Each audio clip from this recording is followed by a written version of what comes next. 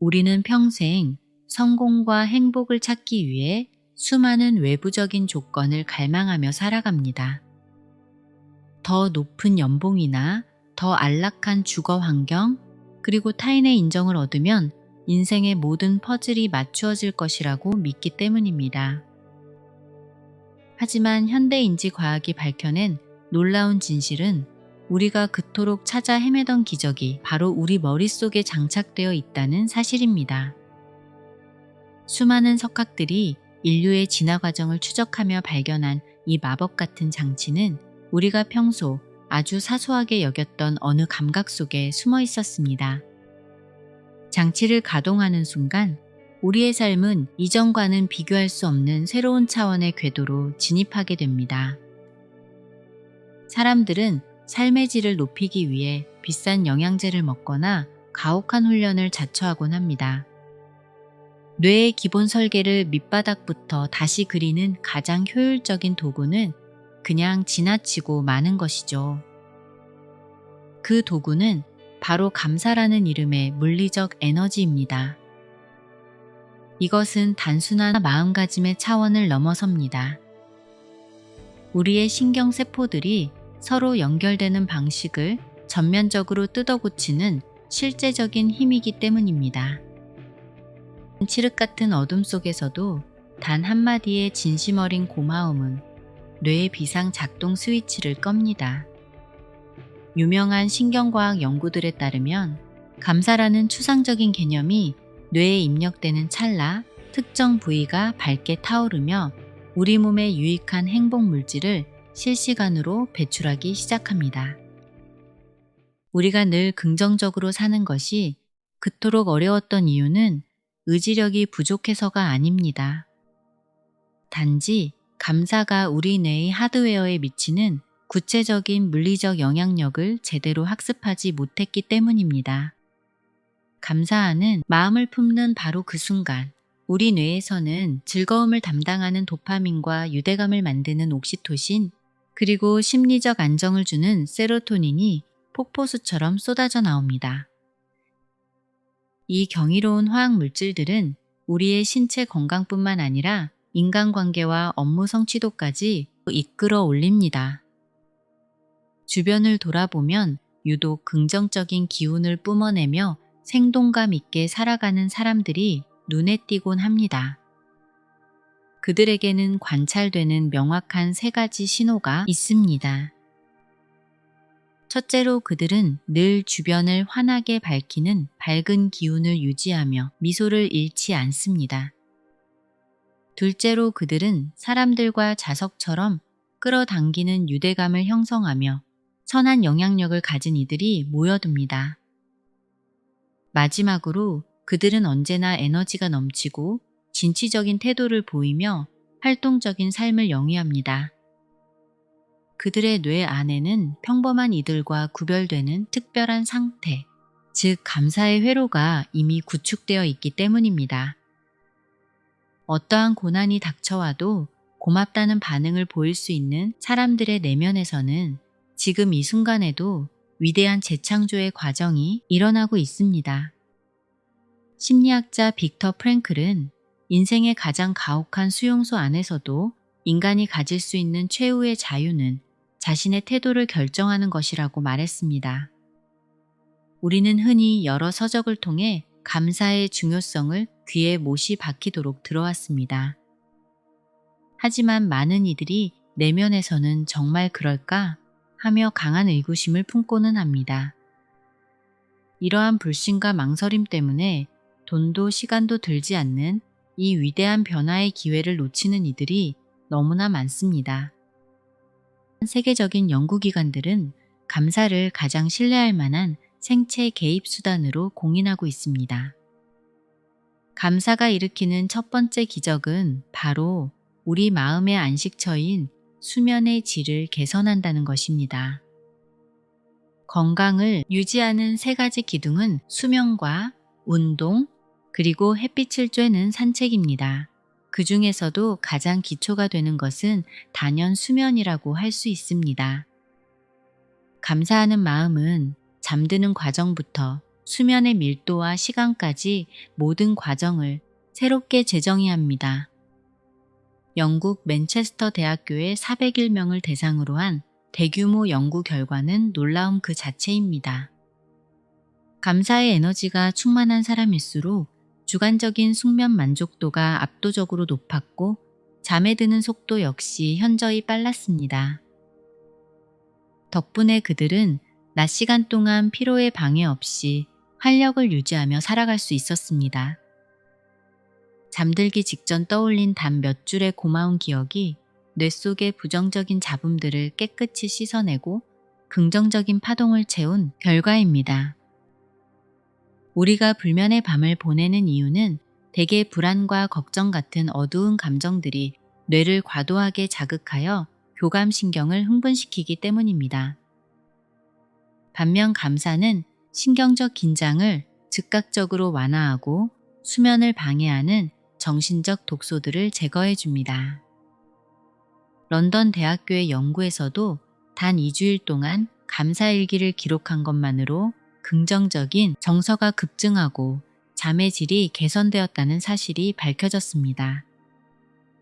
단 한두 주라는 짧은 실천만으로도 우리의 몸과 마음은 강력한 회복의 궤도에 올라타게 됩니다. 또한 감사는 현대사회의 질병인 스트레스와 우울, 그리고 불안을 치유하는 천연 백신 역할을 합니다.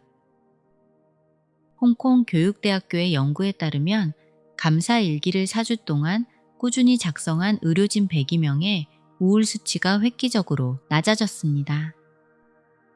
아일랜드 코크 대학교의 실험에서도 65명의 여성을 대상으로 3주간 감사를 실천하게 한 결과 행복 지수가 수직으로 상승했습니다. 이러한 데이터들은 감사가 우리 마음의 어둠을 몰아내는 가장 강력한 빛이라는 사실을 명확하게 뒷받침합니다. 감사를 일상화한 이들은 스스로의 가치를 발견하는 예민한 안테나를 가지게 됩니다. 자신과 마주하며 일상 속의 축복을 기록하는 과정에서 자신의 존재감을 긍정하게 되고 이는 곧 단단한 자존감의 뿌리가 됩니다. 타인에게 감사를 받는 경험 역시 내가 세상에 꼭 필요한 존재라는 인식을 강화합니다. 이는 자연스럽게 나는 무엇이든 해낼 수 있다는 믿음인 자기 효능감으로 연결되는 것입니다. 자기 효능감이 높은 사람은 실패를 두려워하지 않고 새로운 도전에 주저없이 몸을 던집니다. 인간관계 또한 감사의 에너지를 통해 기적 같은 변화를 맞이합니다. 진심 어린 고마움을 전달받은 상대는 우리와 더 깊은 신뢰 관계를 맺고 싶어하는 강력한 사회적 본능을 느끼게 됩니다. 가정 안에서도 부모가 자녀에게 감사를 보여주는 작은 실천이 가족 전체의 행복도를 바꾸고 집안의 분위기를 따뜻하게 변화시킵니다. 감사는 고립감을 줄이고 타인을 기꺼이 돕고자 하는 이타적인 성향을 깨워줍니다. 무엇보다 놀라운 사실은 감사가 우리의 정신적 근육인 회복 탄력성을 극대화한다는 점입니다. 미국 조지아 서던 대학교의 연구는 대학생 48명을 대상으로 한 실험을 통해 긍정적인 감정을 장기간 유지하는 힘이 감사에서 나온다는 것을 입증했습니다. 낙관적인 태도는 눈앞의 스트레스를 심각한 재앙이 아닌 가벼운 장애물로 여기게 만듭니다.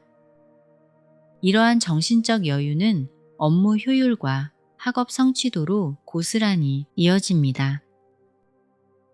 말레이시아의 235명과 일본의 84명 대학생들을 대상으로 한 조사에서 감사일기를 쓴 그룹은 학습 의욕이 폭발적으로 상승했고 무기력증이 사라졌습니다.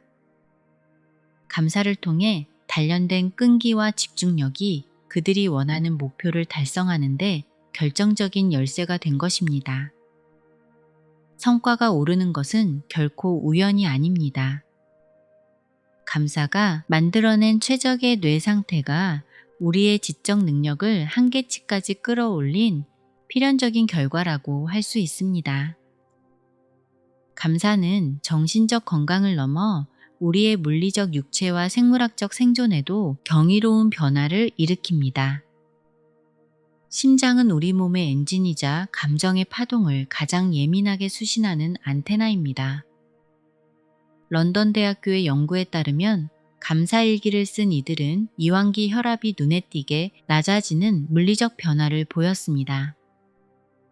이는 감사가 혈관의 긴장을 풀어주고 심장의 스트레스를 줄여주는 가장 안전한 혈압 조절제라는 증거입니다. 남플로리다 대학교의 대규모 분석 결과는 더욱 충격적입니다. 감사하는 마음은 체내 염증 수치를 직접적으로 개선하고 우리 몸이 스스로를 돌보게 만드는 보상 시스템을 자극합니다. 과학자들은 이제 감사를 비용이 전혀 발생하지 않는 최고의 저비용 의료 처방이라고 부릅니다. 오타고 대학교의 연구는 만성 관절염 환자들이 감사를 실천했을 때 통증의 강도가 줄어들고 활동 범위가 넓어졌다는 것을 확인했습니다. 통증은 뇌에서 해석되는 정보입니다. 엘라베마 대학교의 실험에서도 노인들의 만성 통증이 감사를 통해 현저히 완화되었음을 보여줍니다. 이것은 주관적인 착각이 아니라 뇌의 공포 중추인 편도체의 과잉 반응이 잦아들고 실제 염증 지표가 하락했기 때문입니다. 감사는 뇌가 고통을 처리하는 방식을 물리적으로 재프로그래밍하여 실제적인 진통 효과를 냅니다. 이러한 치유의 에너지는 말기 암과 같은 극한의 상황에서도 강력한 힘을 발휘합니다. 말라야 대학교의 연구는 중증 질환자들이 감사를 실천했을 때 그들이 느끼는 정신적 고통과 신체적 압박감이 크게 낮아졌음을 증명했습니다. 가장 앞권은 감사가 우리의 수명을 직접적으로 연장한다는 사실입니다. 최신 데이터에 따르면 감사의 수준이 높은 그룹은 사망률이 9%나 낮았습니다. 특히 심혈관 계통의 사망률은 15%나 낮게 관찰되었습니다. 감사는 면역계를 강화하고 우리를 건강한 생활 습관으로 이끌어 결국 물리적인 삶의 시간을 선물합니다. 그렇다면 이토록 강력한 감사의 기술을 어떻게 하면 우리 일상의 일부로 만들 수 있을까요? 단순한 말버릇을 넘어 정교한 실천 전략이 필요합니다. 첫 번째 원칙은 상대의 눈을 정면으로 응시하는 것입니다. 눈은 뇌가 상대의 진실성을 판별하는 가장 중요한 통로입니다. 형식적인 고마움은 뇌에 아무런 자극을 주지 못합니다. 단 1초라도 상대의 눈을 바라보며 마음을 전할 때 비로소 우리 뇌는 유대감의 호르몬을 분비하기 시작합니다. 두 번째 전략은 감사의 내용을 최대한 구체적으로 묘사하는 것입니다. 그냥 고맙다고 말하는 대신 당신의 어떤 배려가 나에게 어떤 구체적인 도움을 주었는지 상세히 표현해 보시기 바랍니다. 이러한 디테일은 상대에게 깊은 감동을 줄 뿐만 아니라 우리 자신의 뇌에도 긍정적인 기억의 각인을 훨씬 더 선명하게 새깁니다. 세 번째는 감사의 순환을 완성하는 보답의 태도입니다. 내가 받은 에너지를 다른 누군가에게 흘려보낼 때 감사는 개인의 감정을 넘어 거대한 사회적 활력으로 증폭됩니다. 우리는 상황에 맞는 풍성한 언어적 표현들을 익혀야 합니다. 진심으로 감사드린다거나 모든 것이 덕분이라는 말은 상대의 존재 가치를 최고로 예우하는 고귀한 인사입니다. 덕분에 큰 용기를 얻었다는 말은 상대의 마음을 여는 강력한 도구가 됩니다. 여기에 상대의 이름을 정답게 불러주는 것만으로도 감사의 농도는 몇 배로 짙어집니다. 누구씨 고마워요 라는 말은 평범한 고마움보다 훨씬 강력한 신경적 연결을 생성합니다. 또한 늘 고마워하고 있다는 마음을 전하고 싶다면 도라는 단어를 한번 덧붙여 보시기 바랍니다. 오늘 밥이 맛있네요 보다 오늘도 밥이 맛있네요 라는 한마디가 상대에게는 변함없는 애정과 신뢰의 메시지로 각인됩니다.